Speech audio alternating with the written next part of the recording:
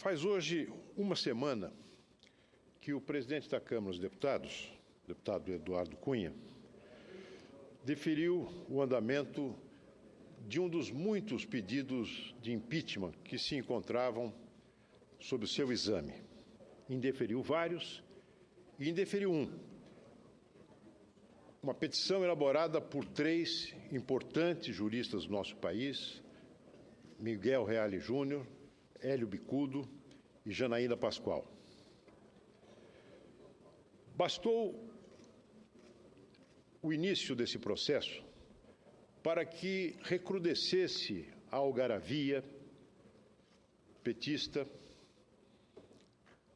alardeando que impeachment é golpe. Logo ele, senhor presidente, que durante o mandato do presidente Fernando Henrique protocolaram mais de 10 pedidos de impeachment, todos eles arquivados, alguns submetidos, inclusive, a um recurso, ao despacho de arquivamento submetido ao recurso ao plenário, sem que tivessem condições de prosperar, por absoluta falta de fundamento. Também os petistas participaram, como aliás nós também participamos, do movimento da sociedade civil e do Congresso Nacional, que acabou por promover o afastamento do presidente Fernando Collor. Não era crime naquelas ocasiões, não era golpe naquelas ocasiões e tampouco é golpe agora. Trata-se apenas de um mecanismo previsto na Constituição, a destituição de um agente político do seu cargo por uma decisão do Poder Legislativo em razão do cometimento de um ato previsto na Lei 10.079 de 1950 como crime de responsabilidade. Uma lei que vem de 1950, mas que foi atualizada a partir da edição da chamada Lei de Responsabilidade Fiscal, no ano 2000, que trouxe para o bojo da lei do crimes de responsabilidade alguns crimes específicos fundamentados na prática de atos contra a lei orçamentária, consistindo em afronta à lei, em descumprimento da lei de responsabilidade fiscal. O processo de impeachment é uma fase de um procedimento jurídico e político que terá como resultado o afastamento e a destituição do cargo do presidente da República, se forem consideradas fundadas as razões que motivaram o pedido. Fundadas com base em argumentos jurídicos, sem dúvida nenhuma, mas com base também num critério político, uma vez que se trata de um julgamento, da aplicação de uma pena a um crime por parte do Poder Legislativo e não do Poder Judiciário. Mas é a Constituição que prevê este rito e que prevê e que traça os contornos do impeachment e dos crimes de responsabilidade. Quais foram os fundamentos da petição subscrita por esses juristas a que me referi e que teve o apoio, o patrocínio político dos partidos de oposição no Congresso Nacional? Em linhas gerais, a acusação de que a presidente da República praticou crime de responsabilidade, incorrendo em duas hipóteses previstas pela Constituição, no artigo 84. O atentado, a ação contra as leis, a lei orçamentária, em primeiro lugar, e a improbidade na administração. Lei orçamentária foi, sim, atingida, vulnerada, nas chamadas pedaladas fiscais, detectadas pelo Tribunal de Contas da União, e também pela edição de decretos de suplementação orçamentária, sem a necessária competente autorização do Poder Legislativo. Um prefeito, um governador que incorresse nesse desvio, presidente, seria seguramente cassado sem maiores contemplações. pois foi isso que a presidente Dilma fez: abertura de créditos sem autorização legislativa e sem cobertura orçamentária para as despesas deles decorrentes. Como todo crime, senhor presidente, o crime de responsabilidade envolve uma motivação, um dolo ou culpa. É o desejo de atingir aquele resultado, ou pelo menos assumir o risco de que ele se produza. Portanto, o elemento subjetivo de quem comete este crime tem que ser levado em conta pelo julgador, no caso, o Poder Legislativo. E qual foi o dolo? Qual foi o elemento subjetivo, a motivação da Presidente da República quando incorreu nessa violação da lei orçamentária e da lei de responsabilidade fiscal? Ela quis disfarçar uma situação lamentável das contas públicas brasileiras sob sua gestão para impedir que a opinião pública, tomando conhecimento dela, lhe negasse o direito à reeleição. Ela mentiu para o povo brasileiro durante a campanha eleitoral com o objetivo de esconder a real situação das contas públicas do nosso país. Fez isso usando artifícios contábeis, que foram descobertos. O que ela fez? Ela tinha que fazer despesas, o governo brasileiro tinha que fazer despesas obrigatórias, instituídas em decorrência de leis aprovadas pelo Congresso Nacional. Ora, o dinheiro estava se exaurindo, os cofres estavam vazios, não havia dinheiro para pagar estas despesas, dinheiro do orçamento, mesmo porque a presidente Dilma, generosamente, e seu antecessor também, o presidente Lula, distribuíram a mancheias desonerações fiscais,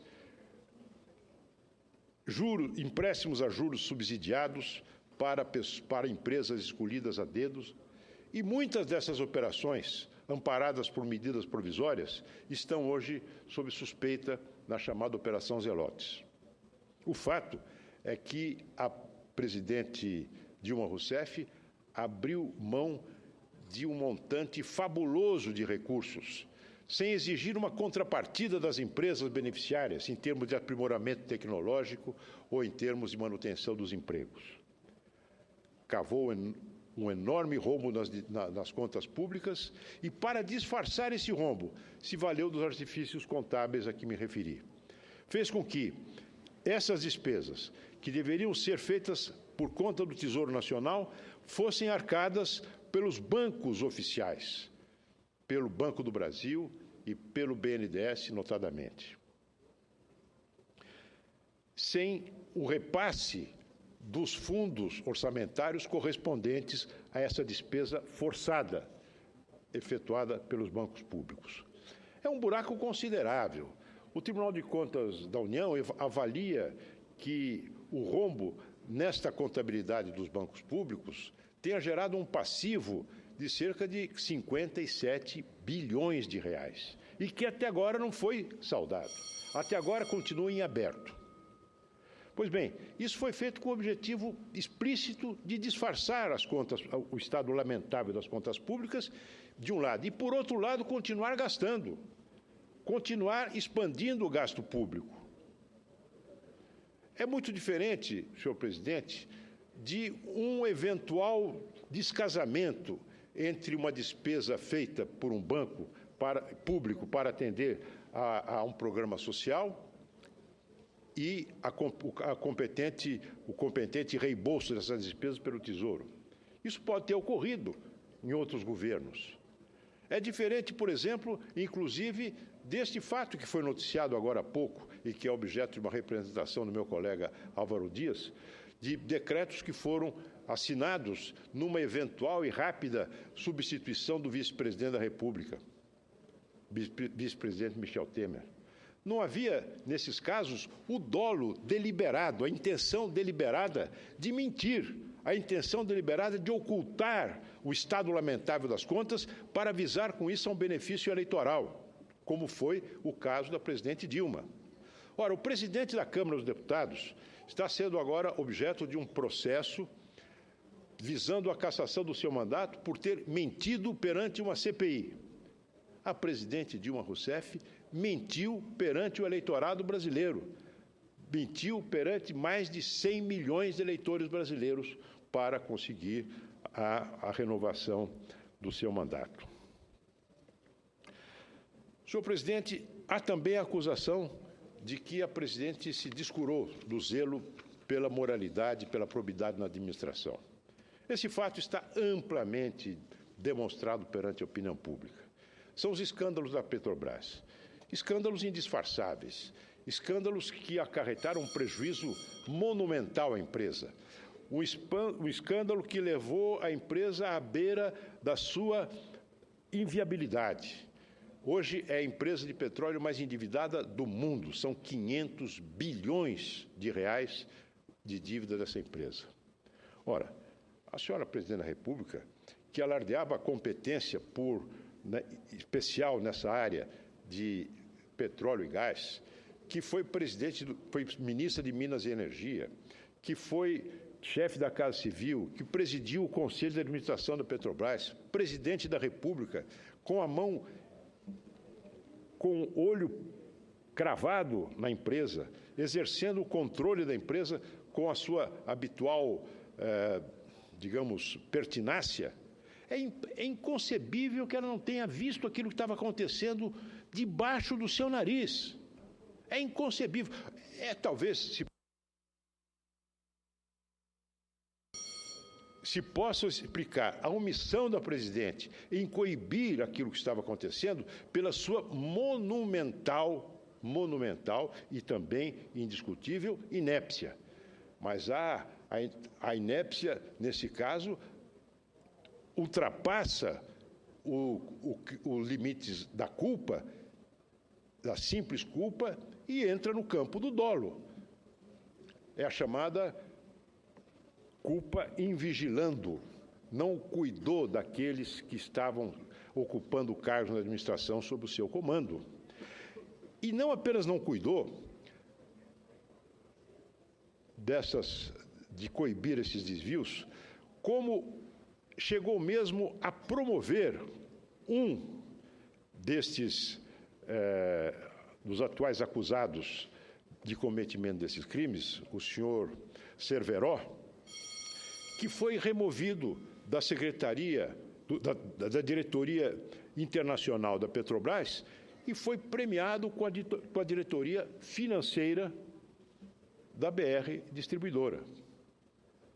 Então, não apenas não coibiu os malfeitos, como ela disse, mas premiou um dos malfeitores, pelo menos um, que é o caso do senhor Cerveró. Agora, senhor presidente, quando eu disse que para o julgamento do crime, tem que levar em conta não só o fato objetivo, a pedalada, o desleixo no zelo pela administração, a falta de zelo pela moralidade pública, pela probidade administrativa, mas tem que levar em conta também as consequências. E as consequências disso são muito graves. Quando se fala nos crimes contra as finanças públicas, nos crimes contra a lei orçamentária, contra a lei de responsabilidade fiscal, nós não estamos falando de pecadilhos, de simples, digamos assim, irregularidades contábeis, cujos efeitos se dissolvem no tempo. Não, as consequências nós estamos vivendo hoje. As consequências estão aí, estampadas hoje nas páginas dos jornais. A inflação medida pelo IPCA, que ultrapassa hoje a 10%. Há o derretimento da indústria. A recessão, este ano vamos fechar o ano com menos 3,5% do PIB. Não é? Nós temos já hoje no Brasil, temos 1.300.000 desempregados novos, desempregos ocorridos neste ano, gente com carteira assinada. Não é? A taxa de juros no Brasil assume volumes astronômicos, índices astronômicos, levando a um aumento da despesa pública apenas por conta do pagamento de juros, ao montante que, segundo o senador José Serra, representa mais que o dobro do orçamento da educação. Então, são consequências das pedaladas, consequência da desorganização das finanças, consequência da corrupção, que o povo brasileiro está pagando a conta. Então, quando dizem, olha, está faltando o Fiat Elba para incriminar a presidente Dilma. Não. O Fiat Elba é a inflação estourando o teto da meta e muito além. A inflação superando 10%, são os desempregados, a inflação é a economia parada, a inflação é o futuro do Brasil sequestrado. Este é o Fiat Elba da presidente Dilma Rousseff. Senador, pois não. Senador Aloysio, ontem o presidente Renan Calheiros convidou o ex-ministro Maílson da Nóbrega para falar para os senadores. E, entre outras revelações dele, foi de que o desemprego, o índice de desemprego, chegará a 12%. Esse dado é realmente alarmante. Pelo ritmo que vai, senadora? Há um ano atrás era 4,5%, já está em 9%. Então, o ritmo, o aumento segue um ritmo vertiginoso. Eu não duvido, não, que chegue a 12%. É a previsão do Maílson. Inclusive, ele manifestou ali ser contrário ao impeachment, mas mostrou um quadro da economia extremamente preocupante, pelos fatores que estão envolvidos nisso, de desajuste nas contas públicas, a inflação chegando a 2 dígitos, e aí alguém disse, o Brasil não é o Paraguai. Eu lamento, neste momento, porque a situação econômica do Paraguai, o crescimento é de 4%, a inflação é de 4% e o desemprego é de 5% a 7%. Então, eu acho que claro que a dizer que não era o Paraguai, porque o Paraguai fez um impeachment do ex-presidente Lugo dentro da lei. E a pretexto de o Paraguai ter feito isso, com todas as instituições funcionando, o Brasil tirou o Mercosul, tirou o Paraguai do Mercosul, numa violência diplomática, eu diria, para que a Venezuela pudesse entrar no Mercosul, que o parlamento do Paraguai não queria e não aprovava. Então, nós estamos vivendo numa situação econômica complicada. Então, eu até usei a tribuna ali para dizer que eu não sou golpista e que, em 99, Fernando Henrique Cardoso tinha sido eleito em 95, foi uma representação contra ele pelas lideranças do partido do governo, do Aliás, PT. Foram várias. Foram 4. Mais de uma dezena. Uma delas foi votada, acolhida. E era o presidente da Câmara, ninguém mais, ninguém menos do que o vice-presidente atual, Michel Temer. Eu quero só dizer que, naquele ano, em 99, podia dizer que Fernando Henrique Cardoso tinha feito um estelionato eleitoral. Esse era o crime que ele tinha cometido, estelionato eleitoral. Agora são muito mais as fundamentações para a representação feita por Hélio Bicudo, Miguel Reale Júnior e pela jurista também, doutora Janine, Janaína Pascoal. Janaína, numa fundamentação que existem outras questões. E, ao longo desse caminho, muitas outras coisas poderão aparecer, senador. Então, não estamos julgando a biografia da Dilma Rousseff, não estamos julgando isso. Nós estamos julgando as ações que levaram à inflação de 2 dígitos, a desemprego de 12%, que é a previsão de Maílson da Nóbrega. Quero cumprimentá-lo pelo pronunciamento, senador Aloysio. Muito obrigado, senadora Ana Amélia. Eu já concluo, senhor presidente. Eu compartilho da mesma opinião que Vossa Excelência, não há dúvida. Quem cometeu o crime tem que ser punido, ninguém está acima da lei. A lei tem que ser aplicada segundo os ritos e os procedimentos previstos na Constituição e na lei. Agora, eu penso, senadora, que se nós olharmos o Brasil com um certo distanciamento em relação, digamos, ao fogaréu atual, nós vamos ver o seguinte, que os chamados preços administrados já foram, de alguma maneira, corrigidos. A presidente Dilma segurou artificialmente preço da energia, preço de gasolina. vários preços administrados e agora eles já foram, digamos assim, liberados. Isso deu uma primeira, aumentou, foi uma chicotada na inflação, mas de alguma maneira esses preços hoje já estão razoavelmente corrigidos. O nosso balanço de pagamentos preocupa, mas nós temos divisas fartas, talvez até em consequência da desvalorização cambial, a balança se equilibra, desvalorização cambial combinada com a recessão interna, não temos um problema de estrangulamento externo. O que nós temos é um problema político. É um governo que não tem mais condições de governar, não tem confiança, não inspira mais confiança de ninguém. Talvez a presidente Dilma, no final, num período muito breve, vai ficar sozinha com o PT e com o PCdoB. E olhe lá, não tem massa crítica de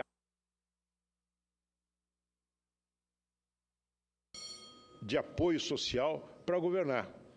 O nome da crise é Dilma Rousseff.